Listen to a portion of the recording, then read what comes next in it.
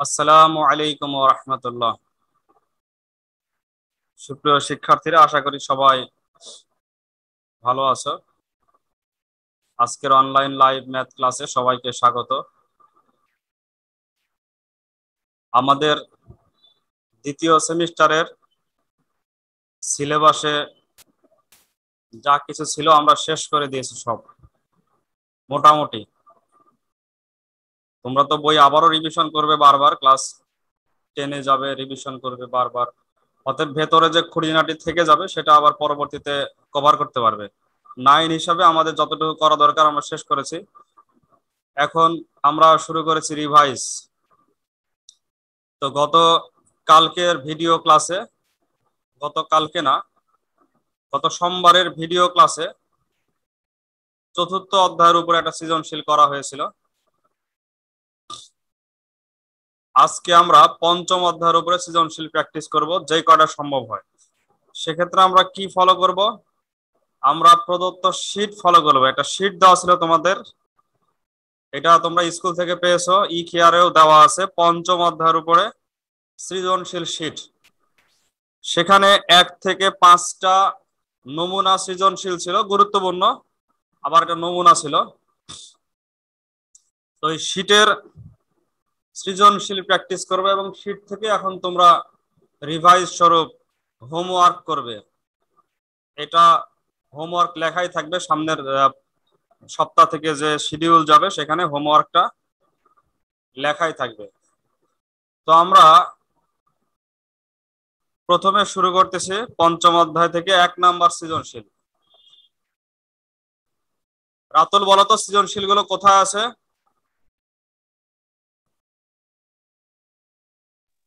Sir আমি গতদিন sir পরে স্যারকে জয়েন দিছিলাম। না না, আমি তো এখন কথা বললাম, এই যে সৃজনশীল যে আমরা করাবো এখন, এই সৃজনশীল গুলো কোথায় আছে? স্যার বুঝতে পারি না এটা। বুঝতে পারছো? স্যার আমি পেয়েছি স্যার, পেয়েছি।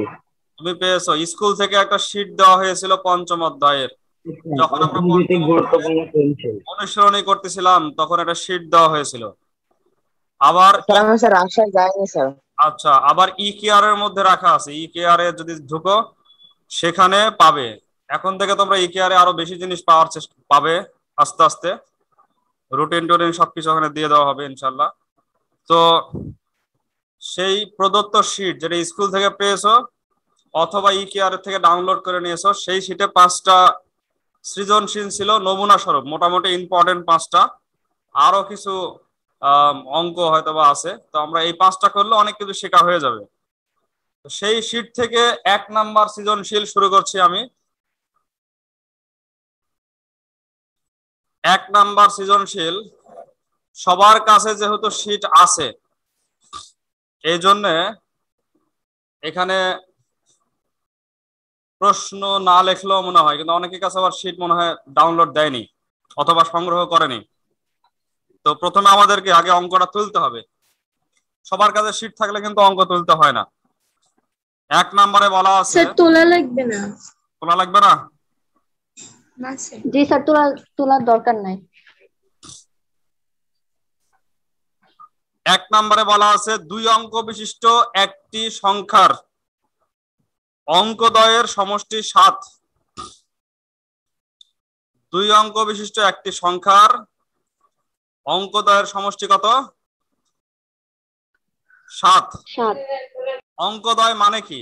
2 অঙ্ক বিশিষ্ট সংখ্যার অঙ্কদ্বয় মানে কি?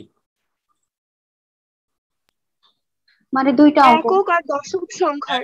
একক আর দশক, বাহ সুন্দর। একক আর দশক, 2 অঙ্ক বিশিষ্ট সংখ্যা মানে হচ্ছে একক আর দশক।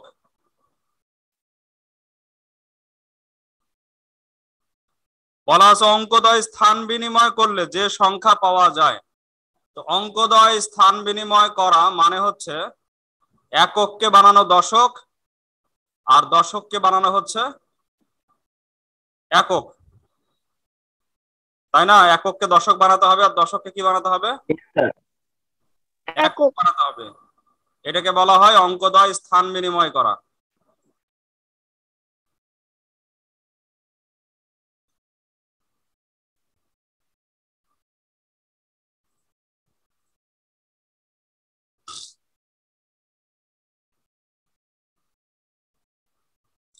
তোমাদের আমার কাছে না শীটটা নাই।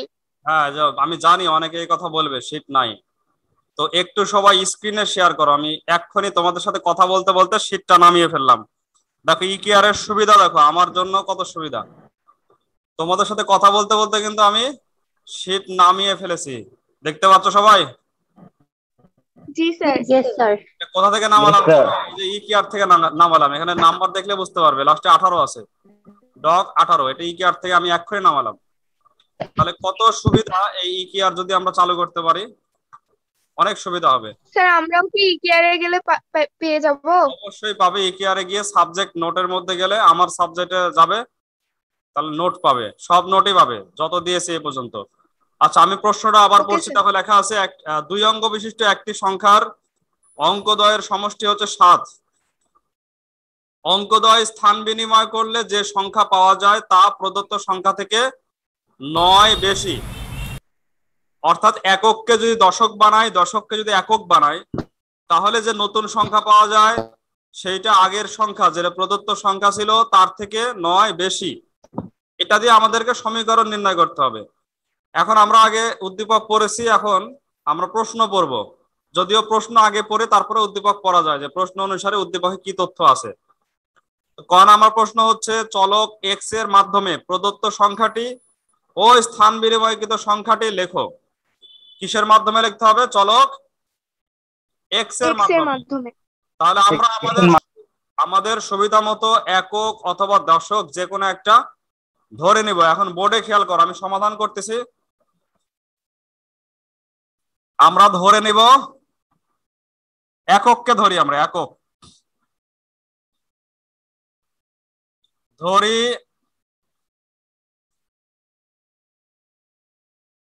একক স্থানীয় অঙ্ক, স্থানীয় তো বোঝো, ক্লাস 3, 4, 5 শেখানো হয়। একক স্থানীয় দ্বিতীয় মানে স্থানীয় মান যেটা, সেটা হচ্ছে একক দশক শতক, এগুলোকে বলা হয় স্থানীয় মান। স্থানীয় মানে হচ্ছে তার অবস্থানগত মান। 52 মনে করো 52, 52। এখন 2 যেটা আছে তার অবস্থানগত নাম হচ্ছে একক, এই জন্য তাকে বলা হবে একক স্থানীয় অঙ্ক। আর 52 যে 5 বা 5, এটা কোন স্থানে আছে? দশকের স্থানে আছে, এজন্য এটা হচ্ছে দশকের স্থানীয় অঙ্ক। একক স্থানীয় অঙ্ককে আমরা ধরলাম হচ্ছে এক্স। অতএব দশক স্থানীয় অঙ্ক কি হবে? দুই জনের সমষ্টি ছিল কত? 7। দুই জনের 7 মাইনাস এক্স হবে। একক পাওয়া গেল, দশক পাওয়া গেল। এরপরে সংখ্যাটি বের আমাদেরকে ক নাম্বারে বলা আছে যে এক্স ধরে এক্স চলকের মাধ্যমে সংখ্যাটি বার করো এবং স্থান বিনিময়কৃত সংখ্যা বার করো। তো এই যে এক্স চলকের মাধ্যমে আমাদের দুইটা ধরা হয়েছে, এখন আমাদের উত্তর আসবে, যে দুটো উত্তর ক নাম্বারে বলা আছে তার মধ্যে একটা হচ্ছে যে অতএব সংখ্যাটি,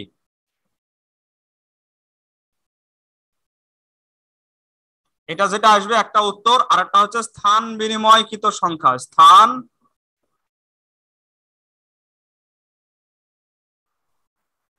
বিনিময়কৃত সংখ্যা।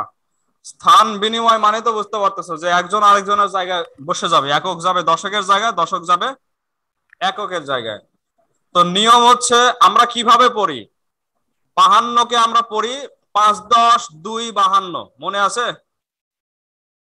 অনেক আগে শিখেছো 5, 10, 2, 52। তার মানে হচ্ছে 5টা 10 এবং একটা 2, 5, 10, 2, 52। তো 5, 10 মানে কি? দশক স্থানীয় অঙ্কে ছিল 5, 5 কে আমরা কত দিয়ে গুণ করতেছি? 10 দিয়ে, না 10 দিয়ে। 5 কে 10 দিয়ে গুণ করে বলছি 5, 10, তার মানে 5, 10 এ 50। তার সাথে আরো কত? যোগ 2, 5, 10, 2, তার মানে 5 গুণ 10 যোগ 2। বুঝছো? এটা অঙ্কের আকারে লিখলে কি হবে? 5 গুণ 10 যোগ 2, এটাকে বলে 5, 10, 2, 52। আমাদের এখানে দশককে, দশক হচ্ছে 7 মাইনাস এক্স, তাহলে এটাকে আমরা লিখবো 10 গুণ 7 মাইনাস এক্স। দশককে আমরা 10 দিয়ে গুণ করি, যেমন 52তে আমরা 5 কে 10 দিয়ে গুণ করেছি, এখানে আমরা 7 মাইনাস এক্স দশককে 10 দিয়ে গুণ করব। প্লাস হচ্ছে আমাদের একক কত এক্স, এক্স এর সাথে কোনো কিছু গুণ হবে না, 52 ক্ষেত্রে 2 এর সাথে কোনো কিছু গুণ করিনি, বুঝতে পারছো? তাহলে এটা হচ্ছে 7 মাইনাস এক্স 10, এক্স 5 10 2 52 হয়, এটা 7 মাইনাস এক্স 10 এক্স। এটা হচ্ছে আমাদের মূল সংখ্যা স্থান বিনিময়কৃত ছাড়া। স্থান বিনিময় করলে কি হবে? স্থান বিনিময় করলে জায়গাটা চেঞ্জ হবে, দশকের জায়গা থেকে চলে আসবে, এই জায়গাটা হচ্ছে দশকের জায়গা, এখানে এখানে কে চলে আসলো? একক চলে আসলো, একক চলে আসবে। আর এককটা যাবে কোথায়? দশক। দশক। দশকের জায়গায়। আমরা দুইটাকেই গুণ করে একটু সংক্ষিপ্ত করতে পারি, এখানে 10 দিয়ে গুণ করলে হবে 70, মাইনাস 10x আর প্লাস এক্স মিলে মাইনাস 9x, আমি একবারে করে দিলাম। আর নিচেরটা হচ্ছে 10x থেকে x বাদ দিলে কত হয়? 9x plus 7। এটা আমাদের করতে বলেনি, আমরা সুবিধার জন্য করে রাখলাম। ক নাম্বারে কি আর কিছু চেয়েছে, না এই দুইটা সংখ্যা চাইছে? এই দুটো সংখ্যা চাইছে। এই দুইটা সংখ্যা চেয়েছে, ক নাম্বারের অঙ্ক শেষ। এবার খ নাম্বার শুরু। খ নাম্বার হচ্ছে ক থেকে আমরা যে দুইটা পেলাম সেটা লিখবো, এই যে সংখ্যাটি পেয়েছি এবং স্থানীয় বিনিময়কৃত সংখ্যা পেয়েছি, এই দুইটা আমরা ক হতে পেয়েছি লিখতে পারি, অথবা কেউ যদি মনে করো তাহলে আবারও নতুন করেও করতে পারো। ক হতে পাই, এখানে লিখতে পারো প্রদত্ত সংখ্যা, সংখ্যাটি মানে হচ্ছে সেটা প্রদত্ত সংখ্যা, প্রদত্ত সংখ্যা হচ্ছে 70 মাইনাস 9x, আর স্থান বিনিময় করা সংখ্যা হচ্ছে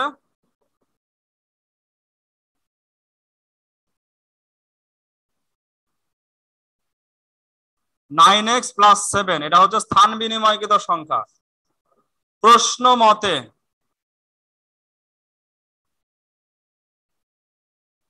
আচ্ছা, এখন কি বলা ছিল? এই স্থান বিনিময়কৃত যে সংখ্যাটা সেটা আগের সংখ্যা থেকে কি বেশি, কত বেশি? আরেকবার আমরা প্রশ্নটা দেখি, অনেকের কাছে সমস্যা হতে পারে। দেখো লেখা আছে অঙ্কদ্বয় স্থান বিনিময় করলে যে সংখ্যা পাওয়া যায় তা প্রদত্ত সংখ্যা থেকে কত বেশি? 9 বেশি। 9 বেশি। 9 বেশি। 9 বেশি। তাহলে আমরা প্রথমে বাম পাশে কাকে রাখবো? বাম পাশে রাখবো স্থান বিনিময়কৃত সংখ্যা, না স্থান বিনিময়কৃত সংখ্যাটা রাখবো বাম পাশে। এটা ইকুয়াল টু হচ্ছে প্রদত্ত সংখ্যা, প্রদত্ত সংখ্যা হচ্ছে 70 মাইনাস 9x, এইটা থেকে আরো কত বেশি? প্লাস 9, 9 বেশি। এটা হচ্ছে স্থান বিনিময়কৃত সংখ্যা, প্রদত্ত সংখ্যা থেকে 9 বেশি। স্থান বিনিময়কৃত সংখ্যা প্রদত্ত সংখ্যা থেকে 9 বেশি। বুঝতে পারছো? যা বলছে আমরা তাই করলাম। এখন এটাকে সমাধান করলে x এর মান পাওয়া যাবে। এইটাকে সমাধান করলে x এর মান চলে আসবে 9x প্লাস 7 ইকুয়াল টু 9 আর সাথে হচ্ছে 79 মাইনাস 9x। আমরা এখন 9x কে নিয়ে আসবো এই পাশে, 9x এই পাশে এসে হয়ে যাবে আবার প্লাস 9x, আর এখানে 79 থেকে 7 বিয়োগ, আর একটা নিচে লিখলে দেখতে পাবে না, এজন্য পাশে লিখতেছি। তাহলে 9x মিলে হচ্ছে 18x ইকুয়াল টু 72। অতএব x ইকুয়াল টু কত হবে? 72 কে 18 দিয়ে ভাগ করলে কত হয়? 4। 72 কে 18 দিয়ে ভাগ করলে কত হচ্ছে? 4 হচ্ছে না? জি স্যার। x এর মান 4, এটা একক না দশক? একক। একক। তাহলে দশক এককের থেকে কত কম? 7 কম। দশক হচ্ছে 7 মাইনাস x, মানে 7 এর থেকে ওই এককটা কম। তাহলে এইখানে 3 হবে হচ্ছে দশক। তাহলে সংখ্যাটা কত হবে? 3 10 4। 3 10 4 কত হয়? 34। 34। সংখ্যাটি বের করতে পারবে না সবাই? অথবা যে ডাইরেক্ট যদি এখানে বসাও, ডাইরেক্ট যে প্রদত্ত সংখ্যা যদি এখানে বসাও 70 মাইনাস 9x, এখানে 4 বসাও, 4 নং 36, 70 থেকে 36 বাদ দিলে 34 হবে। তাহলে এই লাইনে সরাসরি বসালেও পাওয়া যাবে সংখ্যাটি 34। 3 10 4 34। আবার একক এবং দশক বের করে এই জায়গাতে বসালে হবে 10 গুণ 3 যোগ 4 সমান সমান 34। দুই ভাবেই তোমরা বের করতে পারবে, যেহেতু আমরা এক্স দিয়ে একটা সংখ্যা নির্ণয় করেছিলাম 70 - 9x, সেখানে বসালেও হবে। আবার আমরা একক এবং দশক পৃথক ভাবে বের করে তারপরে 3 10 4 34 করলেও হবে। সংখ্যাটি কত পাওয়া গেল আদিত্য? অদ্রিতা, অদ্রিতা বলো কত কত পাওয়া গেল সংখ্যা? অদ্রিতা কথা বলতে হবে তো, কত পাওয়া গেছে সংখ্যা? স্যার আপনি কি আমাকে বলছেন? না, তোমাকে। অদ্রিতা না তোমার নাম, তাই তো? না, আদ্রিতা। ও আদ্রিতা, এতে এখন অ হয় না আ হয়, এটা কিভাবে বুঝবো? আচ্ছা বলো আদ্রিতা। জি স্যার। সংখ্যাটি কত পাওয়া গেল? x = 4। সংখ্যাটি কত পাওয়া গেল প্রশ্ন করেছি, তুমি এক্স এর মান বলছো। এক্স কি সংখ্যা? মনোযোগ হতে হবে, মনোযোগ না দিলে তো। প্রীতম বলো। স্যার আমি কেবলই অ্যাটেন্ড হলাম। 34 স্যার, 34। 34, সংখ্যাটি হচ্ছে 34। একক কত? একক কত? 4 4। 4 আর দশক একক 4 হচ্ছে স্যার, 3। দশক আর এটা তো 3। 3। আচ্ছা এবার আমরা চলে যাচ্ছি। আচ্ছা এবার আমরা গ নাম্বারে যাচ্ছি। তোমাদেরকে প্রশ্ন, আবার প্রশ্নটা শেয়ার করি। গ নাম্বারে লেখা আছে, প্রদত্ত সংখ্যাটির অঙ্কদ্বয় যদি সেন্টিমিটারে কোনো আয়তক্ষেত্রের দৈর্ঘ্য এবং প্রস্থ নির্দেশ করে তবে ওই আয়তক্ষেত্রটির কর্ণের দৈর্ঘ্য নির্ণয় করো। এটা প্রথম অংশ। প্রদত্ত সংখ্যাটির অঙ্কদ্বয়, অঙ্কদ্বয় মানে কারা কারা? 3 আর 4। একক আর দশক, 3 আর 4। এই 3 এবং 4 হচ্ছে কোন একটা আয়তক্ষেত্রের দৈর্ঘ্য আর প্রস্থ। তো দৈর্ঘ্য কত হবে, 3 না 4? 4 হবে, কারণ দৈর্ঘ্য সবসময় প্রস্থ থেকে বড় হয়। দৈর্ঘ্য প্রস্থ থেকে বড় হয়, এই জন্য হবে 4। আমরা লিখতে পারি খ হতে পাই, কারণ আবার তো আমরা খ করব না। খ হতে পেয়েছি সংখ্যাটির একক হচ্ছে, একক মানে একক স্থানীয় অঙ্ক, সংক্ষেপে লিখলাম একক। কত বের হয়েছিল? একক 4। আর দশক বের হয়েছিল 3। এই 3 এবং 4-এর কি আবার কোনো একক আছে? এই একক বলতে হবে মিটার, সেন্টিমিটার, এগুলো আছে কি আসলে? সেন্টিমিটার, সেন্টিমিটারে। না না, একক স্থানীয় অঙ্ক, দশক স্থানীয় অঙ্ক, তাদের কোনো একক না নাই। স্যার, একক নেই। না না তাদের কোনো একক নাই। 4 কি বা সেন্টিমিটার দিব নাকি? 34-এর মধ্যে কি 4 না স্যার, সেন্টিমিটার থাকে? থাকে না না। স্যার। এখানে একক নাই, কিন্তু এখন আমরা লিখবো যে সুতরাং আয়তক্ষেত্রের, আয়তক্ষেত্রের দৈর্ঘ্য, এখন দৈর্ঘ্য আমরা কোনটাকে নিব? 4 কে নিব, তাই না? এই যে এইখানে সেন্টিমিটার আসবে, দৈর্ঘ্য যখন আমরা নিব আয়তক্ষেত্রের তখন সেন্টিমিটার আসবে, কারণ বলা আছে যে ওই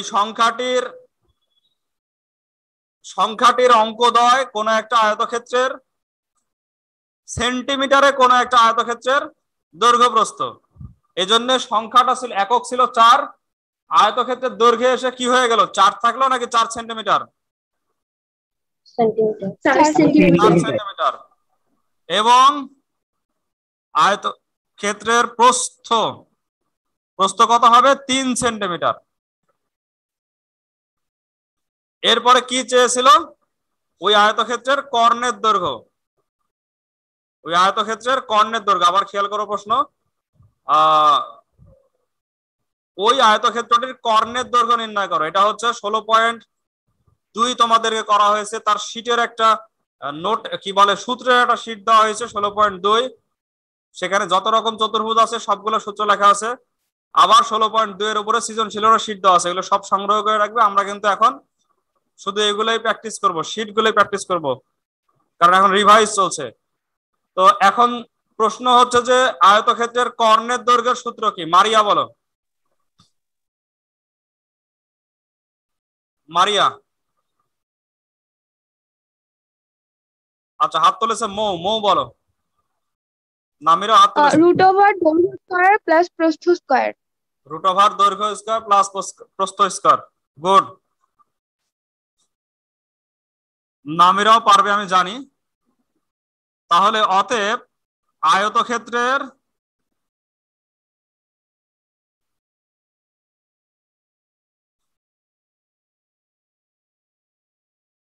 কর্ণের দৈর্ঘ্য হচ্ছে রুট 4 স্কয়ার প্লাস 3 স্কয়ার। তাহলে রুট 16 প্লাস 9, রুট কত হয় 25। 25 কে রুট করলে কি প্লাস মাইনাস 5 লিখবো নাকি শুধু 5 লিখবো? শুধু 5 লিখবো। কেন শুধু 5 লিখবো? কারণ দৈর্ঘ্য কখনো মাইনাসে হয় না। মাইনাস হয় না। পরিমাপের যে কোনো জিনিসই মাইনাস হবে না, পরিমাপের ক্ষেত্রে মাইনাস হবে না। এটা পরিমাপ, দৈর্ঘ্য প্রস্থ সবগুলি পরিমাপ। এখন এটার একক কি হবে? সেন্টিমিটার। কারণ দৈর্ঘ্য, কর্ণের দৈর্ঘ্যটা একটা দৈর্ঘ্য, এজন্য এটা সেন্টিমিটার। এখানেই কি শেষ না আরো কিছু অঙ্ক আছে? এরপরে আবার কি বলা আছে আমরা দেখি, পরের অংশটা আমরা পড়ে নিই। এর পরের অংশ দেওয়া আছে কর্ণটিকে কোনো একটি বর্গের, কর্ণটিকে কোনো বর্গের বাহুর দৈর্ঘ্য ধরে বর্গক্ষেত্রটির আবার কর্ণের দৈর্ঘ্য নির্ণয় করো। এই যে যেই কর্ণটা বের হলো, এটা আবার কার একটা বাহুর দৈর্ঘ্য হবে? বর্গের। বর্গের এক বাহুর দৈর্ঘ্য। বর্গের এক বাহুর দৈর্ঘ্য। তাহলে আবার আমরা লিখতে পারি, প্রশ্ন মতে লিখতে পারি এখানে, প্রশ্ন মতে বর্গের এক বাহুর দৈর্ঘ্য ইকুয়াল টু হচ্ছে আয়তক্ষেত্রের কর্ণের দৈর্ঘ্য, ইকুয়াল টু হচ্ছে আয়তক্ষেত্রের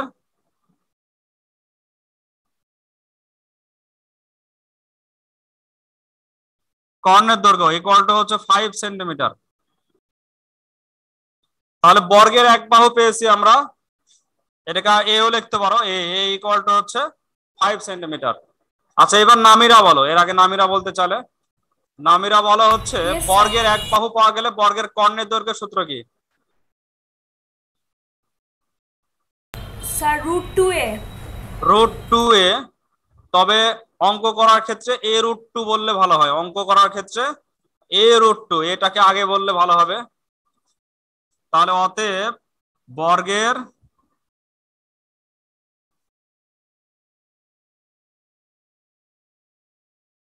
কর্ণের দৈর্ঘ্য ইকুয়াল টু হচ্ছে a √2,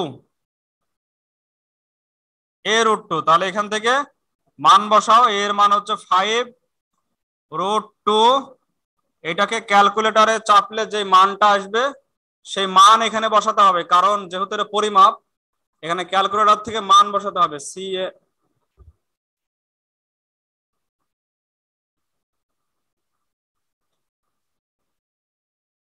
7.071। 7.071। হ্যাঁ, 7.071। 7.071 এটা সেন্টিমিটার। এই সেন্টিমিটার এই লেখলে কি ঠিক আছে? উত্তর ঠিক আছে লেখা? প্রায় লিখতে হবে। প্রায় লিখতে হবে। মৌকে তখন ধরলাম, ও হ্যাঁ তখন তুমি বলছিলে, ঠিক আছে, প্রায় লিখতে হবে। প্রায়, প্রায় না লিখলে কিন্তু ভুল। কেন ভুল? কারণ ক্যালকুলেটরে যা আসছে সব কি আমরা নিয়েছি? না স্যার। না স্যার। যখনই তুমি ক্যালকুলেটর থেকে কিছু বাদ দিবে তখনই এটা তোমার অ্যাকুরেট না, এটা প্রায়। অর্থাৎ তুমি স্বীকার করে নিচ্ছ যে আমি সব লেখা এত লিখতে পারবো না, আমি প্রায় কাছাকাছি একটা মান লিখলাম। কারণ 7 এর পরে আবার 0 ছিল, তারপরে মনে হয় 6 কি 8 ছিল, ওগুলো আমরা নিয়ে নিই। এক নাম্বারটা সবার কাছে ক্লিয়ার হওয়ার কথা। আমরা একটু আস্তে আস্তে করলাম, এজন্য একটা করতে পারলাম। তোমাদের হোমওয়ার্ক আমি দিচ্ছি 2 নাম্বারটা। আমি আবার যাচ্ছি সেই শীটের মধ্যে, শীটের 2 নাম্বার অঙ্কটা খেয়াল করো সবাই। এটা 5.1 থেকে করা আছে। উদ্দীপকে বলা আছে 2x + 1 এটা হচ্ছে প্রথম রাশি, 3x + 2 এটা দ্বিতীয় রাশি, 5x + 4 তৃতীয় রাশি, 6x + 5 চতুর্থ রাশি। তাহলে প্রথম, দ্বিতীয়, তৃতীয়, চতুর্থ 4টা রাশি দেওয়া আছে। এরপরে ক নাম্বার হচ্ছে তৃতীয় রাশির মান। তৃতীয় মানে হচ্ছে 5x + 4। এইটা প্রথম রাশির দ্বিগুণ। প্রথম রাশি কোনটা? 2x + 1, 1 এটার দ্বিগুণ অর্থাৎ 5x + 4 ইকুয়াল টু হচ্ছে প্রশ্ন মতে 5x + 4 ইকুয়াল টু 2 × 2x + 1। তাহলে এখান থেকে একটা x এর মান পাবে, সেটা প্রথম অঙ্কের উত্তর। 2 নাম্বার অঙ্কটা হচ্ছে 3 ডিভাইডেড বাই দ্বিতীয় রাশি মানে 2x + 3 বসাবে, 5 ডিভাইডেড বাই তৃতীয় রাশি 5x + 4 বসাবে, ইকুয়াল টু 12 ডিভাইডেড বাই চতুর্থ রাশি মানে 6x + 5 বসাবে। এইটাকে অঙ্ক করবে, পুরা অঙ্ক করে ফেলবে, যেভাবে আমরা 5.1 অঙ্ক করেছি লসাগু রসাগু করে x এর একটা মান বের হবে। একইভাবে গ নাম্বার অঙ্কটাও তাই, গ নাম্বার অঙ্কটাও একইভাবেই মান বের হবে। এটা বইয়ের অঙ্ক। এই যে 4 9 25, দেখো দেখে চিনতে পারার কথা। 4 9 25, 25 কে ভাঙতে হয় কত? 10 আর 15। এই অঙ্কটা বই আছে, তোমরা ওখান থেকে দেখেও করতে পারো, এখানে মান বসালেই করতে পারবে। তো তোমাদের হোমওয়ার্ক থাকলো হচ্ছে 2 নাম্বারটা। 2 নাম্বার তোমাদের হোমওয়ার্ক, শীটের 2 নাম্বার। মূল বই তো অবশ্যই প্র্যাকটিস করবে, পাশাপাশি হচ্ছে শীটের 2 নাম্বার। আর নৈর্ব্যক্তিক বহু নির্বাচনের জন্য তোমরা যতগুলো পরীক্ষা দিয়েছো ইকেআরে, যারা পরীক্ষা দিয়েছো তারাই শুধু পাবে, যারা পরীক্ষা অংশগ্রহণ করেনি তারা কিন্তু লস করতেছো। যারা ইকেআরে পরীক্ষা দিয়েছো তারা কিন্তু, যতগুলো পরীক্ষা আমি নিয়েছি প্রায় সব অধ্যায়ের উপর পরীক্ষা নেওয়া হয়েছে, আবারও নিব পরীক্ষা 2-3 অধ্যায় মিলে। তো যারা পরীক্ষা দিয়েছো তারা কিন্তু প্রশ্ন পাবে এখন, এবং কি পাবে? উত্তরও পাবে, তাই না? ভুল হোক সঠিক যাই হোক, তোমরা কি পেয়েছো প্রশ্ন উত্তর যারা পরীক্ষা দিয়েছো ইকেআরে? জি স্যার। জি স্যার। এমসিকিউ টেস্ট রেজাল্টের মধ্যে গেলে যতগুলো পরীক্ষা তুমি অ্যাটেন্ড করেছো তার ভুল সঠিক সবকিছু কিন্তু তুমি পাচ্ছ। এটাই তোমার একটা কি বলে শীট হিসাবে কাজ করবে এটাই আবার, কারণ এগুলো বেশি ইম্পর্টেন্ট দেখে আমি অঙ্কগুলো দিয়েছি, এগুলোই শীট হিসাবে কাজ করবে। এবং এটা আমি যদি থাকে ইকেআর, এটা মনে করো থাকার কথা, এটা এসএসসি পর্যন্ত তোমাদের কাজ করবে, আস্তে আস্তে সব অধ্যায় যোগ হবে। স্যার আমরা তো সব শীট স্কুল থেকে নিয়ে আসতে পারিনি, আপনি ইকেআর এর শীট গুলো দিয়ে দিন। এটা তো আমি আমার সাবজেক্টের দায়িত্ব নিতে পারি, কিন্তু সব সাবজেক্টের জি দায়িত্ব স্যার, আপনার সাবজেক্টের গুলোই। আমার সাবজেক্টের সব সিট দেওয়া আছে, তুমি যাও ওখানে, একটা বাদ নাই, একটা সিট বাদ নাই। তবে যারা প্রথম অবস্থায় ইকেআরে পরীক্ষা দিতে পারেনি তাদের জন্য আমি নৈর্ব্যক্তিকেরও সিট দেওয়ার চিন্তা করতেছি। তবে এরপরে কিন্তু এই সুযোগ আর দেওয়া হবে না। এরপরে যারা ইকেআরে পরীক্ষা দিবে না তারা ওই অধ্যায়ের নৈর্ব্যক্তিকের সিটও পাবে না, কারণ তোমাকে কি দেখাবে? নট অ্যাটেম্পটেড, তুমি পরীক্ষা অংশগ্রহণ করনি, তোমাকে সিটও দেওয়া হবে না, কিছু দেওয়া হবে না। আবার ওখান থেকে কিন্তু পরীক্ষাতে বেশি প্রশ্ন আসবে, ওটা আবার কাছাকাছি প্রশ্ন আসবে, ওগুলো সিটের মতো। অতএব সবাইকে আসতে হবে, সবাইকে ইকেআরে আসতে হবে যেভাবেই হোক। ভিডিও ক্লাসও আস্তে আস্তে ইকেআরে দেওয়া হবে, যেটা তোমরা ইউটিউবে না দেখে, হোয়াটসঅ্যাপে না দেখে ইকেআরে ঢুকে দেখতে হবে, এবং সেখানে দেখলে তোমাদের প্রেজেন্টও হবে। সেখানে দেখলে কি হবে? প্রেজেন্ট হবে। যে দেখবে না তার প্রেজেন্ট হবে না, কয় মিনিট দেখলে সেটা আমরা জানতে পারবো। তো এইগুলো আস্তে আস্তে আস্তে আস্তে আমরা যাচ্ছি এই পথে। আচ্ছা বলো প্রীতম, কি বলবে? স্যার স্কুলে কি অ্যাসাইনমেন্ট দিচ্ছে? স্কুলে অ্যাসাইনমেন্ট 7 8 9 পর্যন্ত দিয়েছে। আগামী সপ্তাহে সোমবারের দিকে আসো, তারপরে 10 নাম্বার দিবে। 7 8 9 তো 10। স্যার এগুলো কবে জমা দিতে হবে? আগামী সপ্তাহে। আচ্ছা ঠিক আছে তাহলে। স্যার হ্যাঁ বলো আমিরা। স্যার আজকে রেজাল্ট দিবে? হ্যাঁ আজকে রেজাল্ট হয়ে গেছে, তোমরা এসে নিতে পারবে। স্যার দোয়া করেন স্যার। স্যার গ্রুপে দিবে না? গ্রুপে হয়তো দিবে, পরে দিবে, এখন আজকে আপাতত দিবে না মনে হয় সম্ভবত। তো ঠিক আছে, তোমরা সবাই ভালো থেকো। অনেকের অনেক প্রশ্ন আমাদের না সময়, স্যার আগে বলেন দোয়া করবেন। দোয়া তো সবার জন্য আছে, নামিরার জন্য স্পেশাল ভাবে থাকলো, যেহেতু চেয়েছে দোয়া। তুমি যেন খালি এইখানেই না, তুমি পরবর্তী সব জায়গাতেই ভালো করো। তো ঠিক স্যার আজকে এই পর্যন্তই। সবাই নিয়মিত ক্লাস করো, লাইভ ক্লাস, ভিডিও ক্লাস, পরীক্ষা দাও, সব কিছুতে অংশগ্রহণ করো, তোমাদের অবশ্যই ভবিষ্যৎ অনেক সুন্দর হবে। এই কামনা করে আজকের ক্লাস এখানে শেষ করছি। আসসালামু আলাইকুম ওয়া রাহমাতুল্লাহি ওয়া বারাকাতুহু। আসসালামু আলাইকুম। ওয়ালাইকুম আসসালাম।